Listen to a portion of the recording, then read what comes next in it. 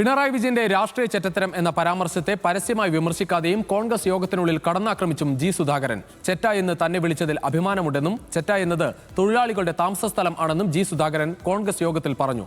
എന്നാൽ പരസ്യ പ്രതികരണത്തിൽ പിണറായിയെ വിമർശിക്കാതിരിക്കാൻ ജി സുധാകരൻ ജാഗ്രത കാട്ടി. പിണറായിയുടെ തനിനിറം വീണ്ടും പുറത്തുവന്നെന്ന് കോൺഗ്രസ് നേതാക്കൾ കുറ്റപ്പെടുത്തി.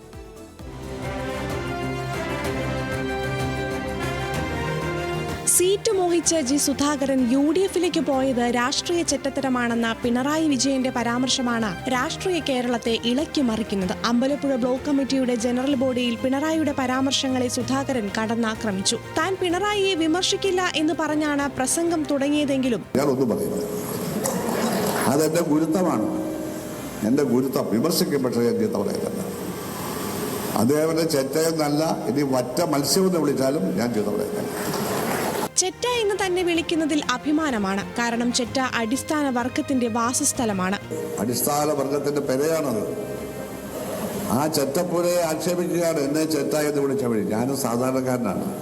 ചെറ്റ എന്ന് വിളിച്ചതിൽ ഞാൻ അഭിമാനം കൊള്ളുന്നു. കാരണം ഈ നാട്ടിലെ പാവപ്പെട്ടവന്റെ ചെറ്റപ്പുരകളുടെ പ്രതീകമാണ് ചെറ്റ എന്ന് പറയുന്നത്. തന്റെ കുട്ടിക്കാലം ഓർത്ത് വൈകാരികമായി സുധാകരൻ പ്രസംഗിച്ചു.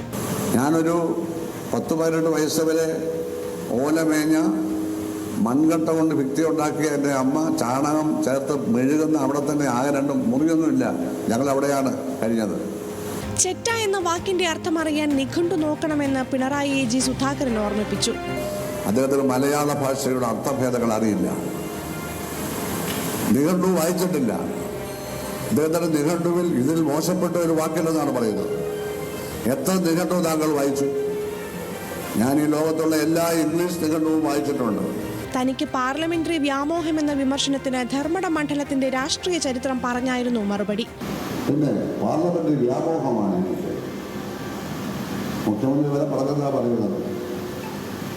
അദ്ദേഹം 9 തവണ മത്സരിച്ചു, അവിടെ തോക്കത്തില്ലാരും. ആ സീറ്റ് അങ്ങനെയാണ്, അതുകൊണ്ടാണ് ജയിച്ചത്. എന്നാൽ പരസ്യ പ്രതികരണത്തിൽ പിണറായിയെ വിമർശിക്കാതിരിക്കാനുള്ള ജാഗ്രത ജി സുധാകരൻ പുലർത്തി. ടോണി ലൂക്കോസ് മുഖ്യമന്ത്രിയോട് എനിക്കെതിരെ പറയാൻ വേണ്ടി ഒരു ചോദ്യം ചോദിച്ചല്ലോ. എനിക്കെതിരെ പറയാൻ വേണ്ടി ലീഡിങ് ക്വസ്റ്റ്യൻ ചോദിക്കാമെന്ന് പറയും. ആൻസർ അതിലുണ്ട്, അത് തന്നെ മുഖ്യമന്ത്രി പറഞ്ഞു. അതുപോലെ എന്നോട് ചോദിക്കണ്ട. രാഷ്ട്രീയ ചെറ്റത്തരം എന്ന പ്രയോഗം ആയുധമാക്കുകയാണ് കോൺഗ്രസ്. വെളിച്ചത്ത് വന്നിരിക്കുകയാണ്. മുഖ്യമന്ത്രിയുടെ തനിനിറം ഇതാണ് എന്നുള്ളത് ഒരിക്കൽ കൂടി അദ്ദേഹം തെളിയിച്ചു. നികൃഷ്ടജീവിയിൽ നിന്നും പരനാറിയിൽ നിന്നും എടാ ഗോപാലകൃഷ്ണനും പുള്ളി മാറിയിട്ടേ ഇല്ല. ഈ ഇടക്കാലത്തെ മാറ്റമൊക്കെ തന്നെ തെരഞ്ഞെടുപ്പ് കണ്ട് PR കൊടുത്ത അഡ്വൈസ് അനുസരിച്ചുള്ള മാറ്റമാണ്. തനിനിറം ഇത് തന്നെയാണ് തെളിയിച്ചിരിക്കുകയാണ് എന്നുള്ളതാണ് യാഥാർത്ഥ്യം. ചരിത്രത്തിൽ ആദ്യമായാണ് കമ്മ്യൂണിസ്റ്റ് മാനിഫെസ്റ്റോ ഉദ്ധരിച്ച് ഒരാൾ വലതുപക്ഷത്തേക്ക് പോകുന്നതെന്ന് CPIM PB അംഗം A വിജയരാഘവൻ പറഞ്ഞു. ജി സുധാകരൻ മാനിഫെസ്റ്റോ വായിച്ചത് തല കീഴായാണെന്നും പരിഹസിച്ചു. നേരെ പിടിച്ച് വായിച്ചതുകൊണ്ടാണ് വിജയരാഘവൻ ഈ ഗതിയിലെത്തിയതെന്ന് സുധാകരൻ തിരിച്ചടിച്ചു. അദ്ദേഹം നേരെ പിടിച്ച് വായിച്ചുകൊണ്ടാണ് ഇങ്ങനായി പോയത്.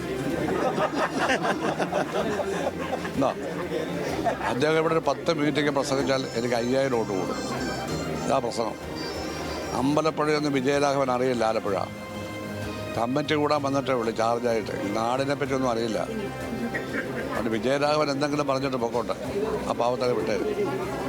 അമ്പലപ്പുഴ കോൺഗ്രസ് കമ്മിറ്റിക്ക് എത്തിയ ജി സുധാകരനെ ത്രിവർണ്ണ ഷാൾ അണിയിച്ചാണ് അണികൾ സ്വീകരിച്ചത്. ന്യൂസ് മലയാളം, ആലപ്പുഴ.